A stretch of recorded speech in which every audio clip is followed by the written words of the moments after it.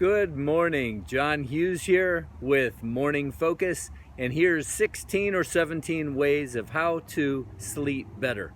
The other day I was talking to a friend of mine and he was saying, he really couldn't get any sleep, and that made me think I've got a lot of ideas to share. I incorporate these, I suggest checking into them, and so here we go. First, it's important to have a regular schedule as best you can to go to bed at the same time and wake up at the same time every day, ideally without an alarm.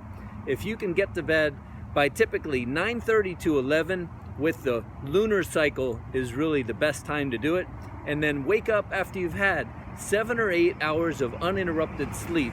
And so when the alarm, you don't have an alarm, and then when you wake up, you'll know, okay, I'm rested, that's enough. If you do have to use an alarm, one thing that's real important is don't press the snooze button and go back to sleep. That actually screws up the hormones and the neurotransmitters, and it'll leave you in a funk. Plus, you're just miserable waiting for that snooze to go off, like, oh no, here it comes. All right, so that's number one.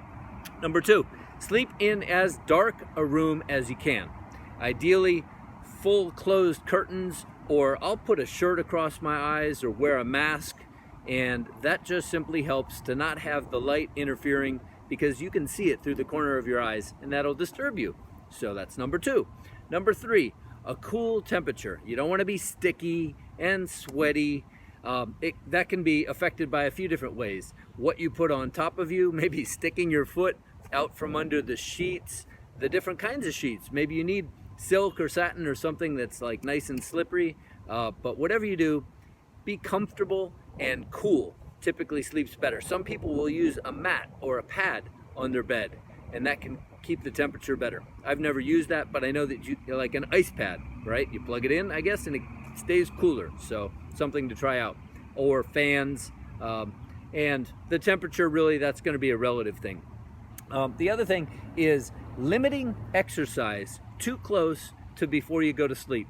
Because if you get all fired up, you get the heart going, you get the body temperature up, it's going to make it more difficult to sleep. Now, that's all going to come up to when can you get that regular schedule in. I prefer to work out in the morning because it gets the juices flowing. Not everybody has that ability. I also like to work out in the morning simply because at the end of a long work day, my mind is elsewhere, my energy's wherever, and I usually have something to do. So that's why I would prefer to work out early in the morning. But whatever you do, get your exercise in whenever you can. However, the closer you do it to bed, the more difficult that can make your sleep. So something to think about. Caffeine. I love my coffee. Woohoo! Stock up, because supposedly it's going bad, but I digress. So, having too much coffee too close to bed, obviously, can upset you, not only for the caffeine, which can actually, the neurotransmitters in your body, there's adenosine, and there's caffeine will actually bind to the receptors in your body that want you to sleep, where adenosine, okay, here we're way too scientific. Bottom line is, don't drink too much coffee too close to bed. Not only can the caffeine, and this could be Cokes and Pepsis and all that stuff, affect you, but also simply you could get heartburn, right? And when you lay down flat, that could bother you. So limit caffeine. Alcohol. A lot of people will drink alcohol later in the evening, and yes, it does have a sleep, enticing effect. But if you actually fall asleep because you've had alcohol, it will disrupt, and you'll actually, and you've probably experienced this, is it will wake you up in the middle of the night later, or at a minimum, you probably have to go to the bathroom, and that can disrupt you. Which, bonus, trying not to drink a lot of liquids before bed is wise, because that'll break and you'll have to go to the bathroom, and then sometimes it may be difficult to get back to sleep. Okay, screens like our computers, our iPads, our TVs, and our phones all emit blue light. And again, back to the circadian rhythms, the sun is mostly yellow lights, and blue lights, well, whatever. The important thing is that blue light is not something that we need at the end of the day. It's something that actually wakes us up. Since it's emitted by our screens, if we're until the very last minute of the day looking at our cell phones, apart from all the information flow that we're getting from the cell phone, right? Because that's going to get our mind going along, whatever. The blue light of the screens can actually affect the melatonin and prevent difficult or better sleep. So the bottom line is to try to stay off the screens for an hour, hour and a half before you go to bed. And that'll also allow you to think of something else. I would replace that now with another one, which is reading. Reading something good and something calming will help to calm down the body, cool down the body temperature. You won't be physically active, and it'll kind of uncharge your mind from all of the zipping of a video game or a movie or information flow from the cell phone.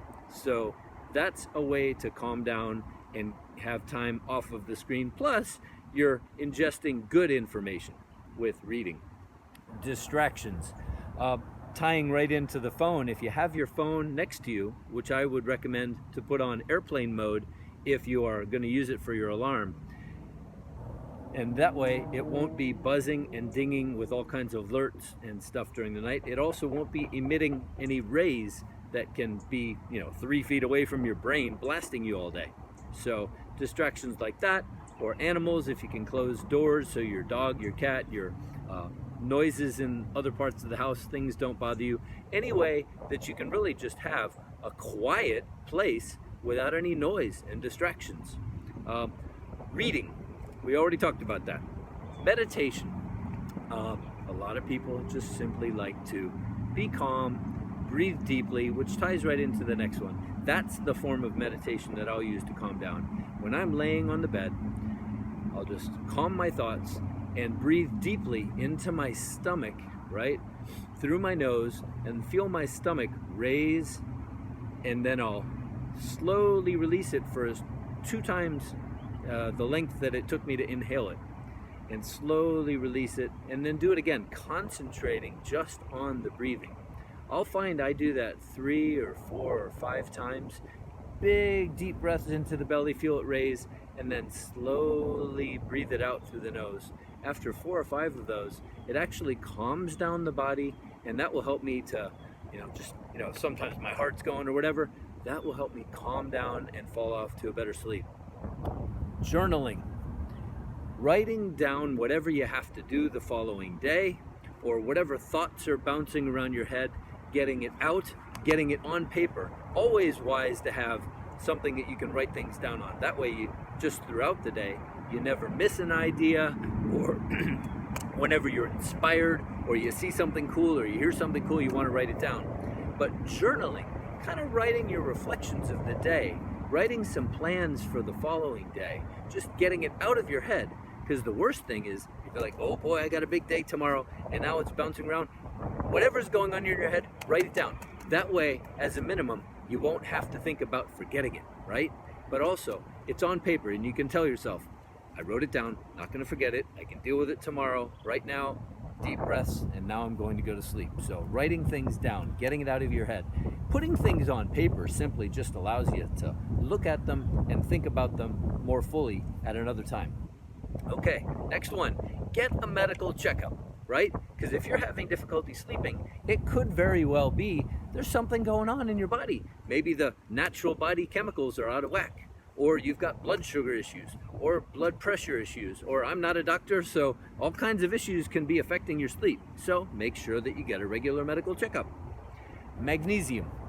Most people are deficient in a couple different vitamins, and one of them is magnesium. Magnesium does have a calming effect. It also relaxes your muscles. So I would recommend taking a daily supplement of magnesium. It affects all sorts of different things that go on in our body, and sleeping is one of them. Vitamin D, getting sunshine, hugely important. If we don't get enough of that, that also disrupts our cycles. Getting out during the day and getting sunshine, back to my comment earlier about blue light, yellow light, all that, it will give you the full spectrum of proper lighting that you need to have your body go through its normal cycles at the right time. That's why at night we want it dark, so that our bodies don't think that it's daytime and we're supposed to get up. And then during the day, we should get vitamin D so that we get fully awake and fully active, and we can be engaged in the proper cycling.